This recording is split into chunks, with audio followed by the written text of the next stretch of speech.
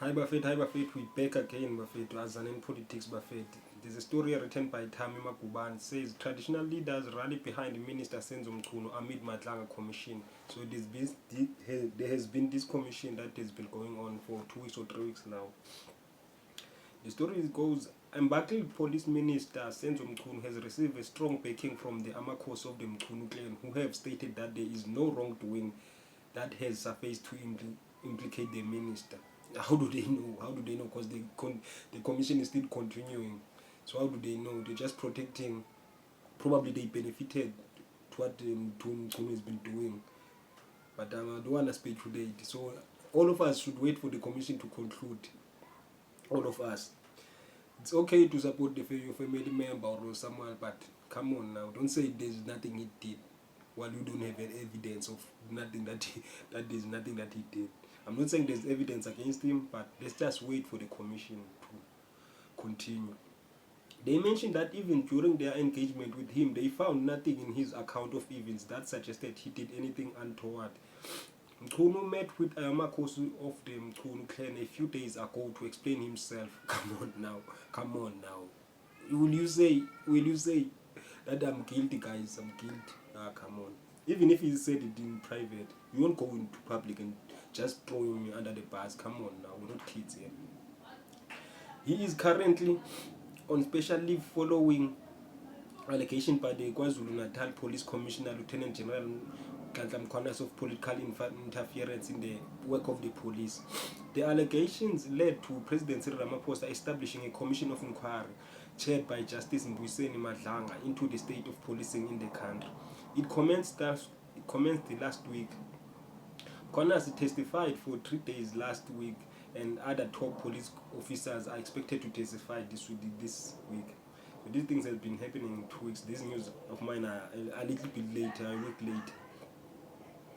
Political and cultural experts say this meeting is a textbook move for politicians, especially in KZN. Every time they are under pressure, they run to the traditional leaders. They know the traditional leaders are powerful in KZN. They still respect them. And I mean, I say, guys, let us just crush this political system and use traditional leaders. Anyway, who am I? The Amakos of the Mchunu clan have told the jury that in their engagement with the suspended Minister of Police, they found nothing wrong that he had done. They stated that the Mchunu remains one of them, indicating he has their full support. Come on. Hey, this goes without saying. You wouldn't throw your son, you didn't abandon your son because he committed an offense. There are a lot of parents who protect their kids and their family members. So there's nothing new you're doing, the Mchunu clan is doing here. Begimbi yesterday said most of their engagement remains a confidential matter and that they had engaged as a family. We sat down with the minister and he explained in detail the sequence of events.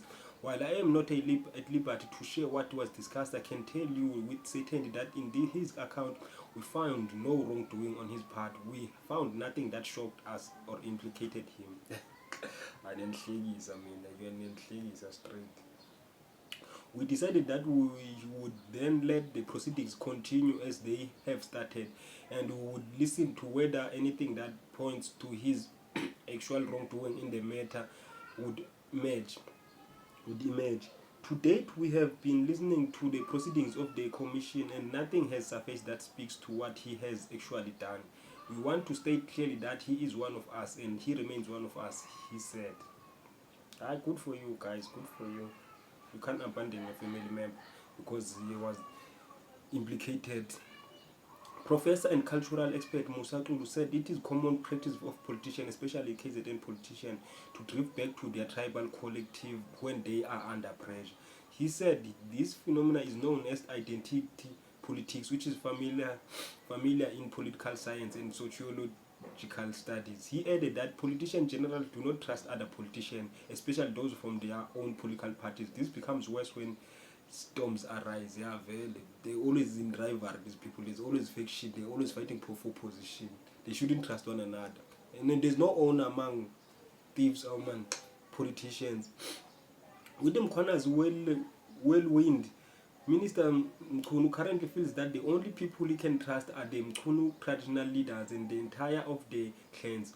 When politics gets tough, cultural traditionalism becomes the more stable alternative. Politics changes every day, every moment, but traditional institutions tend to be very slow to change. The existence of traditional leadership explains and structures alongside democracy in KZN provides politicians with the temporary sanctuary when political fortunes diminish.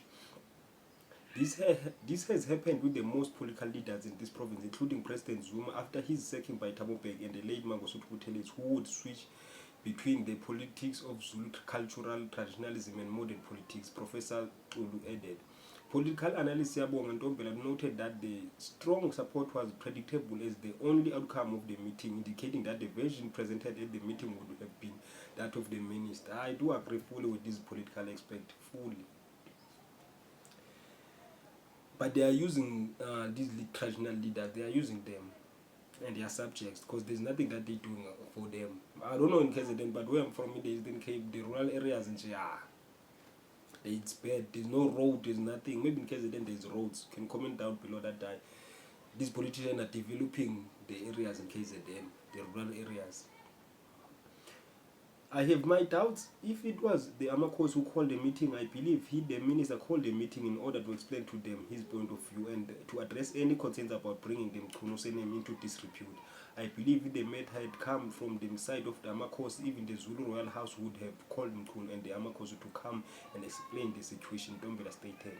He added that the engagement could still have a strong impact in providing Mchunu with public support. Despite the fact that he engaged with only the Amakos from the Mchunu clan, the Amakos still have influence over a large number of people. If they can get the Induna on their side and tell them that they had engaged with Mchunu and believe that he told them, that message and support would soon spread to many communities, Ntombela said.